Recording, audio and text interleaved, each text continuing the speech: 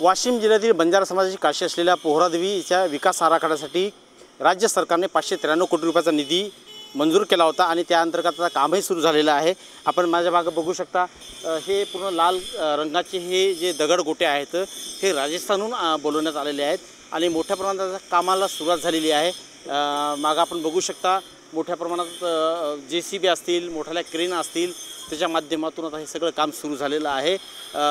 येत्या 12 फेब्रुवारी रोजीला देशाचे पंतप्रधान नरेंद्र मोदी हे पोहरादेवीचा दौरा करणार आहेत आणि या विकास कामाचा आढावा घेणार आहेत आणि या पोहरादेवीच्या नंगारा भवनाचाही उद्घाटन ते करणार आहेत।